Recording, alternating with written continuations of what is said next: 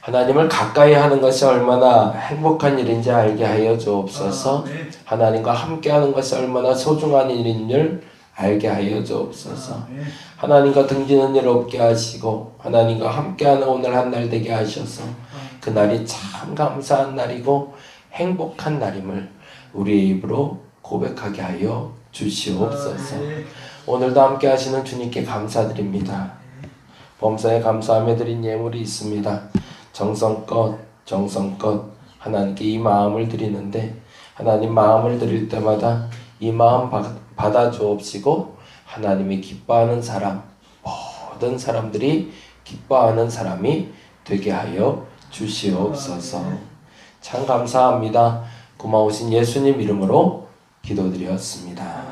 아멘. 아멘.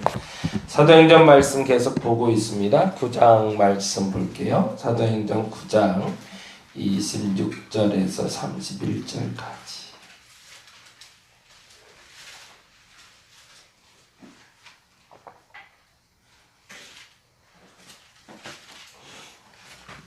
사도행전 9장 26절에서 31절까지 우리 같이 한 목소리로 천천히 읽도록 하겠습니다. 사울이 예루살렘에 가서 제자들을 사귀고자 하나 다 두려워하여 그가 죄자됨을 믿지 아니하니 바나바가 데리고 사도들에게 가서 그가 길에서 어떻게 주를 보았는지와 주께서 그에게 말씀하신 일과 다메섹에서 그가 어떻게 예수의 이름으로 담대히 말하였는지를 전하니라. 사울이 제자들과 함께 있어 출입하며 또 주 예수의 이름으로 담대히 말하고 헬라파 유대인들과 함께 말하며 변론하니 그 사람들이 죽이려고 힘쓰거늘 형제들이 알고 가이사랴로 데리고 내려가서 다소로 보내리라. 그리하여 온 유대와 갈릴리와 사마리아 교회가 평안하여 든든히 서가고 주를 경외함이 성령의 위로로 진행하여 수가 더 많아지니라. 아멘. 아멘. 21절 말씀이 참 의미가 있죠. 그리하여라는 단어가 참 재미있어요. 그러면 이 그리하여의 정점엔 사울이 있다라는 얘기겠죠. 사울이라는 한 사람의 변화로 말미암아 유대와 갈릴리와 사마리아 교회가 평안히 서간대요. 한 사람으로 말미암아 모든 교회가 평안히 서갈 수 있다면 그 사람이 내가 된다면 그것처럼 행복한 건 없겠죠. 감리교회의 사명이 있대네요. 감리교회의 사명. 이제 18세기에 존 웨슬리 목사님이 교회를 이제 시작하면서 교회는 이래야 된다. 하나님의 사람들은 이것을 해야 된다라고 주장한 게 있대요. 그것이 뭐냐면 예수 그리스도를 만난 사람들이 그 개인들이 변화되어 세상을 변화시키는 사람들이 되는 것. 그것이 우리 감리교회의 사명이라고 얘기합니다. 그러니까 곧 그리스도를 만나지 않는 한 우리는 변화될 수 없다가 첫째고요. 그리고 그리스도를 만나면 누가 제일 먼저 변한다?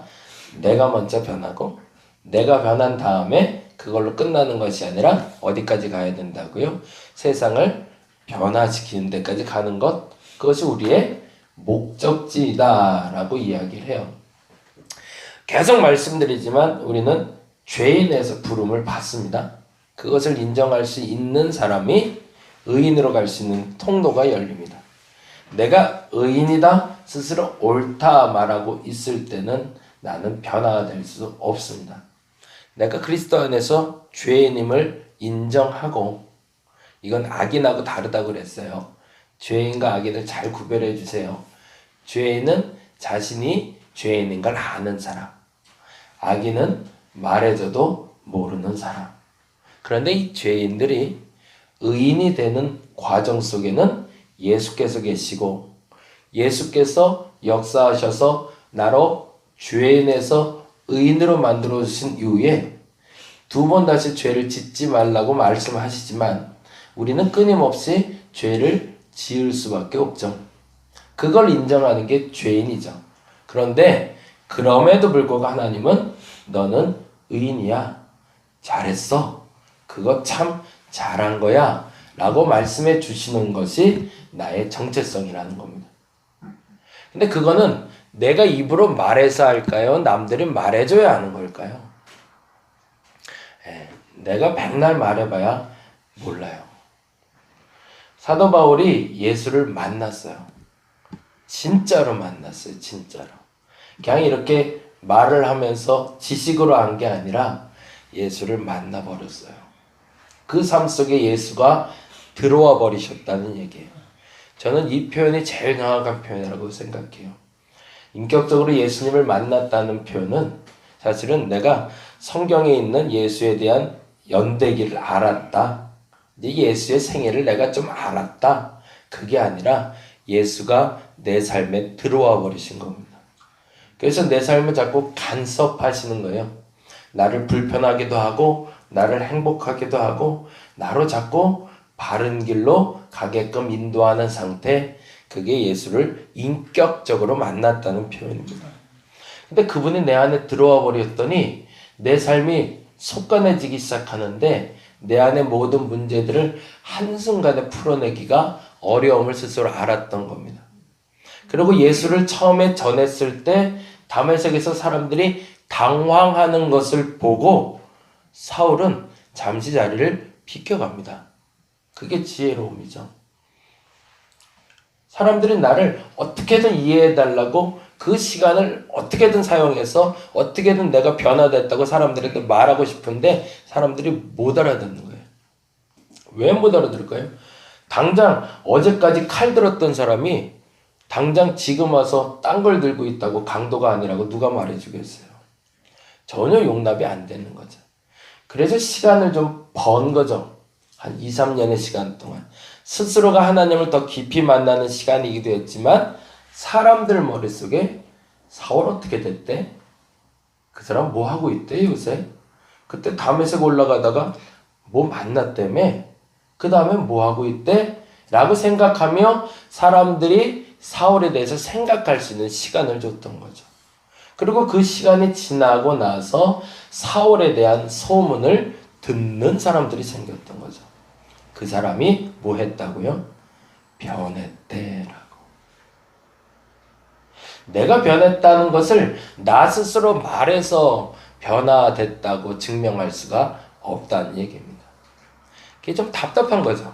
난 진짜 예수를 만났는데 내 안에 예수가 들어와서 나는 새 사람 됐다고 죽으라고 얘기하는데 이게 안 되는 거죠. 근데 그 누군가가 나를 증명해 줄 수 있다면, 그 사람이 곁에만 있다면 나는 변화된 사람으로 살아갈 수 있는 거죠. 그래서 제가 레미제라블이라는 소설을 너무 좋아하는데, 레미제라블에서 가장 위대한 인물로 보는 거는 사실은 저는 장발장 옆에 있었던 신부라고 봐요. 아무도 아니라고 할 때 맞다고 우겨주는 사람. 저 사람은 안 변했어. 전통적으로 악인은 악인일 수밖에 없어라고 세상을 말하고 있을 때 아니야, 저 사람 변했어 라고 쓸 수 있는 사람. 그 사람이 곁에 있을 때 사람을 바꿔줄 수 있다는 거죠. 저와 여러분이 그런 사람이 되었으면 좋겠습니다. 그런 관점에서 오늘 성경을 보다 보면 이렇게 되어 있는 거죠. 26절 같이 볼까요? 26절 같이 한번 읽어보겠습니다. 사울이 예루살렘으로 가서, 거기가 어디라고 가요? 사울이 거기는 가면 안 되는 데거든요. 사실은 내가 사람들을 다 잡아 죽이고 스데반이 죽을 때도 그렇게 좋아했던 그 사울이 예루살렘에 가면 안 되거든요. 근데 이제 시간이 지났으니까 간 거죠. 다시 읽습니다. 사울이 예루살렘에 가서 제자들과 사귀고자 하자. 거기다 동그라미 좀 해놓으세요. 사귀고자 하나. 지속적으로 반복하다라는 단어가 들어가 있습니다. 지속적으로 그들을 만나서 교제하고 싶었다는 얘기입니다. 그런데 무슨 일이 벌어졌죠? 다 두려워하여 그의 제자됨을 믿지 아니했대요. 두려움의 근원은 뭐죠? 두려워서 믿지 않은 건가요? 믿지 못하니까 두려운 건가요? 예, 믿지 못하니까 두려운 거죠. 근데 우리는 이렇게 핑계를 대는 거죠. 두려워서 믿지 못하겠다고. 근데 믿지 못하니 두려운 거였던 거죠. 핑계 댈 필요는 없습니다. 근데 솔직히 인정해야 됩니다. 근데 그 누구도 그 믿음을 먼저 보여준 사람이 없었던 거죠. 그리고 나서 27절에 인물이 나오죠. 읽어봅니다. 바나바가 데리고 사도들에게 가서, 거기서 바나바의 동그라미를 또 해놓죠. 이 사울의 노력도 가상하지만 더 위대한 것은 아마도 이 바나바가 아닌가 합니다.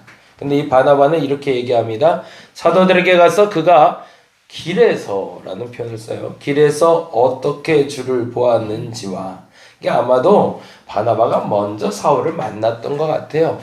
그러니까 바나바가 우리 교회로 따지자면 이제 새가족반이었나 봐요. 그렇죠? 교회를 찾아오는 처음 사람들을 만나줬던 사람. 근데 바나바가 상황을 알고 있었습니다. 첫째는 길에서 어떻게 주를 보았는지와 주께서 그에게 말씀하신 일과 다메섹에서 그가 어떻게 예수의 이름으로 담대히 말하였는지를 누구에게 전했다는 거죠? 예, 제자들과 사도들과 예루살렘에 전했다는 거죠. 그리고 나서 비로소 28절에 사울이 제자들과 함께 있어 예루살렘에 출입하며 그 다음에 뭐 했다고 그러죠? 29절에 또 주 예수의 이름으로 담대히 말하며 헬라파 유대인들과 함께 말하며 변론하니 그 사람들이 죽이려고 힘쓰거늘. 그 다음이 중요하죠. 30절 형제들이 알고 가이사랴로 데리고 내려가서 어디로 보냈대요? 다소로 보내니라.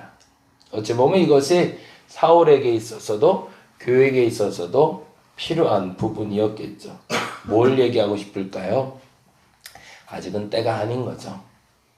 근데 사울은요, 그걸 서운해하거나 속상해하는 사람이 아니었다는 겁니다.